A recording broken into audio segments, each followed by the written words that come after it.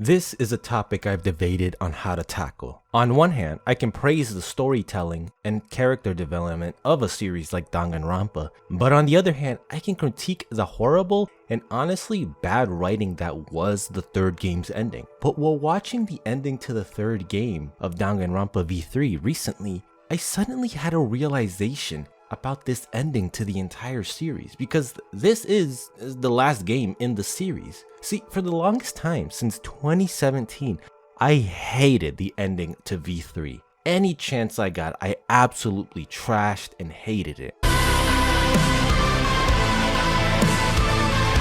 But now that I'm older and much more mature, I think. What do you mean by that?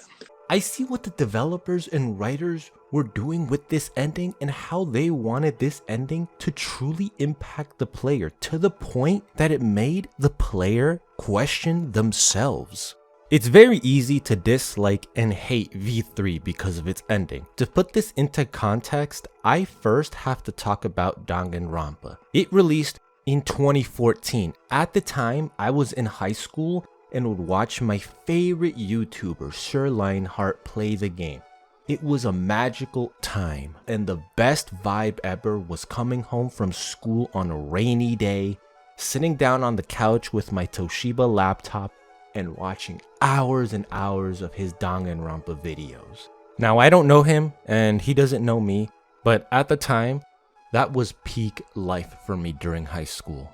Well, that and playing basketball. You see, back then, and even still to this day, I love mystery genres, and Danganronpa was at the peak of mystery storytelling. This game executes what it would be like as an ordinary student in a position where you are surrounded by people who are incredibly talented to the point that it's their personality. So basically, if me and my trash piano skills were surrounded by people who play for theaters and operas. And no, I am not good at piano, but I like to pretend I am when nobody's home. You're cringe. Ugh. No, it can't be. Now, if you want to get into the Danganronpa series but don't want to spend over 200 hours playing all the games like I did, can you tell I'm going a little crazy? Then this video by Eruption Fang is the best way to know about the entire series. Danganronpa is extremely popular. From animes, mangas, books, video games, to light novels, each and every piece of the media of this entire series connects to the overall story of Hope's Peak and the fight of hope versus despair. To understand just how impactful the ending to V3 is, however, we still need more context. So let's start off with the first game in the series. Now, Danganronpa starts off with our main boy Makoto Naegi, voiced by my man Bryce, or was it Nolan North? Well, regardless, we follow our main man Makoto as he self-monologues about Hope's Peak Academy, a school for the godly talented. And when I say godly talented, I mean there is no one else on earth that comes close to that student's specific talent. Well, kinda. You see, the way Makoto gets into Hope's Peak Academy is through a lottery that they do every year to select the ultimate lucky student. Because out of the entire country, only one kid is allowed to enter the academy. And Makoto just happens to be this lucky student. Basically, Makoto's ultimate lucky student is the equivalent of Kazuma from Konosuba, but with a lot less comedy.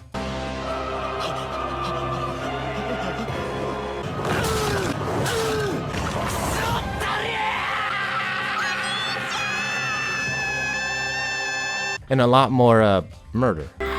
Raindrops falling on my head, but that doesn't mean my eyes will soon be turning red. Crying's not for me, 'cause I'm never gonna stop the rain by complaining, because I'm free. Nothing's worrying me. And no Aqua, sadly. Now, Makoto walks through the school doors and his vision warps with him passing out. He later wakes up in a mysterious classroom with an oddly cold and mysterious vibe. There's a giant camera in the corner watching him, and the windows are bolted shut with steel iron. Hot damn, is that interesting or what? Already in the first 10 minutes, so many questions are presented in this opening scene to the player. Where are we? Who is watching us? Why are the windows sealed and bolted shut when just a moment ago they were open? And where is everyone? From here, we meet our other classmates, and soon, the killing game is started by an ever so furry friend that you might have seen before, whose name is Monokuma. See, Danganronpa plays into the trope of you being a student. You're not that strong, you can't really fight back, and your intelligence is pretty average. You're ugly, you are disgusting, I'm gonna kill you, give me $200. And while these traits you might think would lead you to being a bad detective, in reality, you as the player learn what being a detective is all about right alongside the main character. And you later on put what you learned to the test. Makoto's love interest, Kyoko Kirigiri, the ultimate detective, will later on teach you certain things about being a detective and how she feels towards her line of duty as the ultimate detective, as well as just what it means to be a detective in general.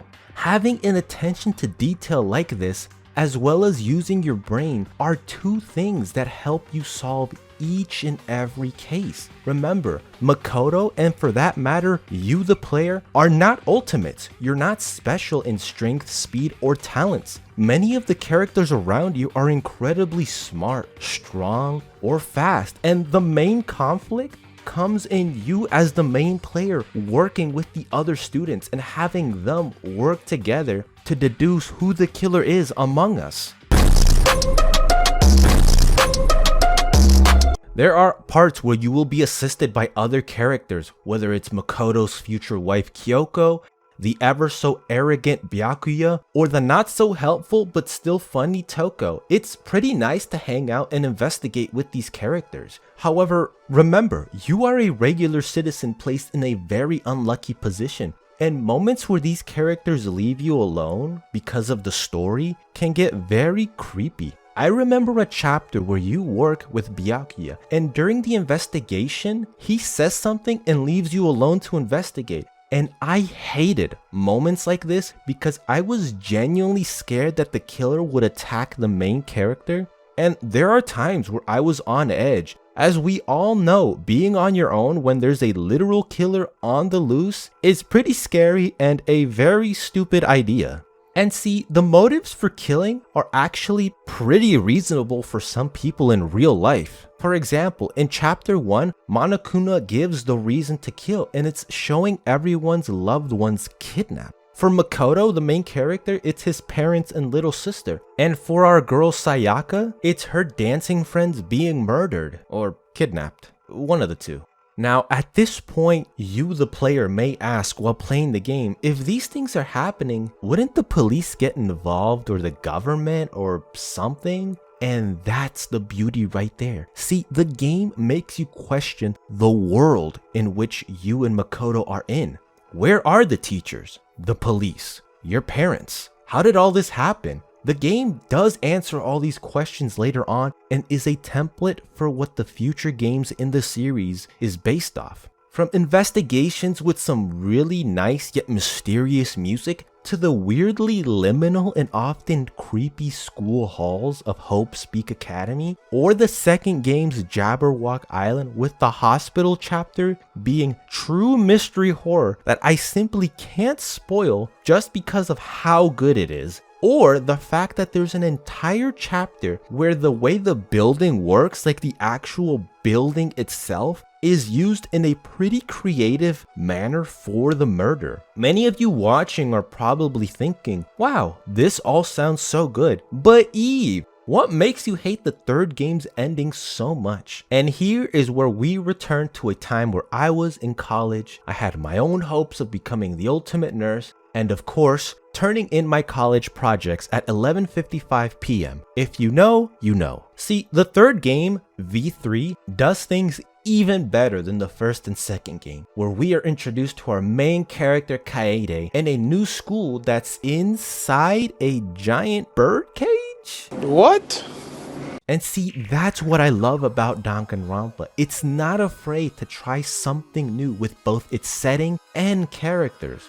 After the first trial, you will realize something pretty big that will stick with you for the rest of the game. I'm not gonna spoil it. Danganronpa V3 presents many things, like the ultimate hunt, where a majority of the people from all over the world hunted down and killed the students of Hope's Peak. Or Hope's Peaks Academy's Gopher project and how you, the player, are connected to it. Or the main characters from previous games and where they are. And why aren't they helping you when in the second game, they help you. All these details and questions you have about the third game build up and give it a strong foundation. Now, with all this context, you can see how easily it is to get involved and invested in the world. And it's not just the main character you witness grow and develop, but also the characters around you. You soon learn that these amazing talents these students have are kind of curses. You see, these characters are all ultimates except you and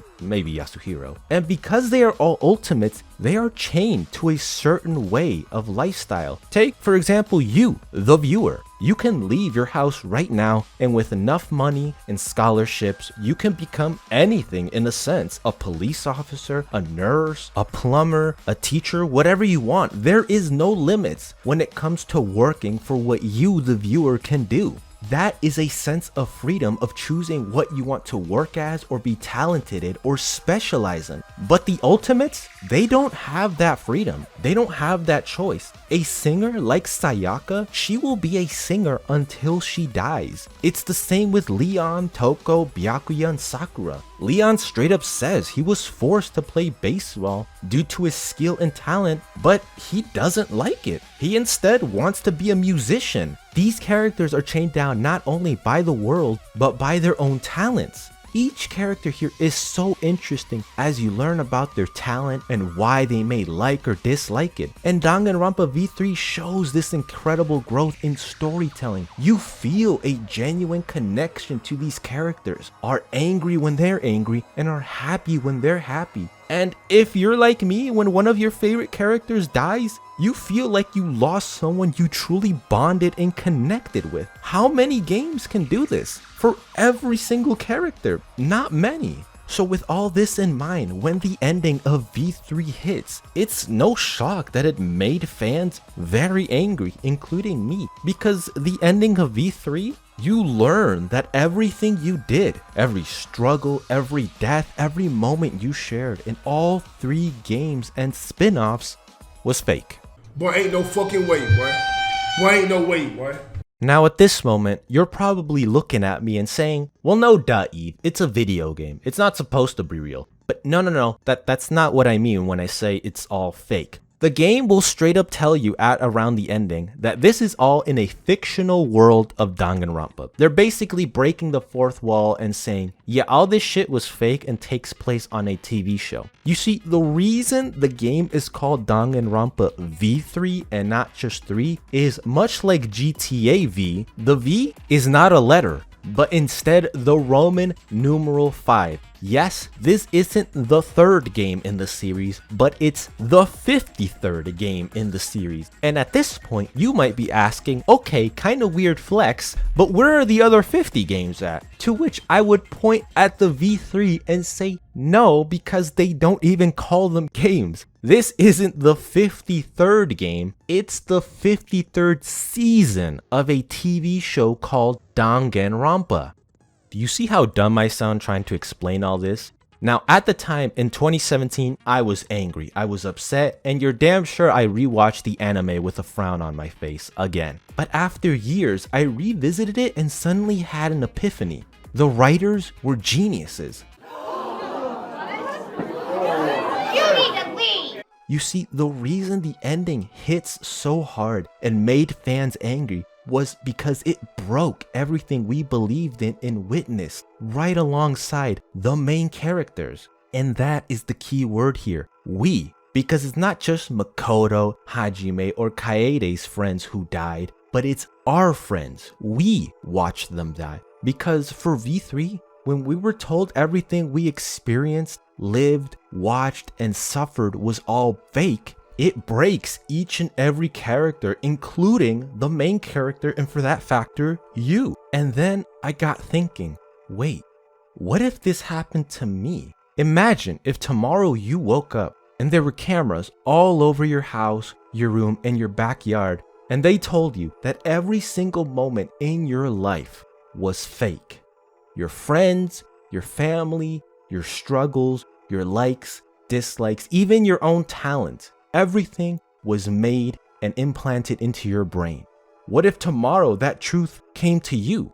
How would you react? Do it right now. Pause the video and think. What if, much like the characters from V3, tomorrow you were told that your entire life was fabricated for a reality TV show? How would you react? Is it even possible to process such a thing? Memories make us who we are. We learn from our mistakes, from experiences, and those memories stick with us and push us towards a certain path in life. But what if every memory was fake, fabricated for some TV show? What would that do to you? I can't even answer it because I don't even know how to react. Because at that point, you ask so many questions. Who am I? Who are the people living with me? Who is the person I fell in love with? Who are my friends? And that right there is the beauty of Danganronpa V3's ending. The way it breaks the main characters, and for that sense, you, the player, as it makes you question, what if this happened to me? And because you have that connection to these characters, the impact is so traumatic. There's a movie that I watched with my friends that brought up the idea of memories and how they make us who we are. Both of the Blade Runner movies talk about replicants, and it's a similar story with memories. They are given memories and a small lifespan because once these machines realize their entire life and memories are fake, some go crazy, others kill, and a few run away. Memories are the foundation of every person on this planet. Your own memories influence who you are today. It's why a disease like dementia is so scary, because if you have an older parent or friend who suffers from dementia, you are witnessing firsthand how their memories that make up who they are legit being stripped away from them. It's why dementia patients will act a certain way or say the things they do, because if your memories are stripped away from you, then who are you? And that is the true impact of Danganronpa V3, as it gives to the player. From the beginning of the entire series, we've watched characters grow, develop, become stronger, bond, share special moments, and even develop love and feelings for our four main characters. And to have all those special moments and memories be ripped away by the despair-inducing truth, it's no wonder that the main characters broke, and for that reason, the player breaks. To show just how close the bond between all these friends are, and you as the player as well, when Makoto, Hajime, or Kaede's friends die and are executed, that's not their friends. That's our friend that just died. That's our friend who's struggling. That's our friend who needs our help. And after all of this, what waits for us at the end? After all the struggle, the truth, the needless death, the crying, what is at the end? Well, much like Pandora's box when we open it to the truth, there's a bunch of bad shit in there, but you know what's left inside for both us as the player and for the main characters? It's hope. Overall, I love Danganronpa V3 now, and to be honest, I might have been a bit harsh with it when I finished it at the time. I kind of feel like the ending was a bit rushed with certain things being explained, and it was just a little confusing. And yeah, the ending was a little meta with how everything was explained. But now that it's all done, all I can think of was how the story of Danganronpa V3 is by far a story that goes beyond its own time. Thanks for watching, folks. I've been ChipCube, and now if you'll excuse me, I gotta go talk to some investors because me and them need to make the next killing game. Now go on and check out The Beauty of Third-Person Storytelling, a video on the importance of third-person storytelling within games and how it connects to us, the player.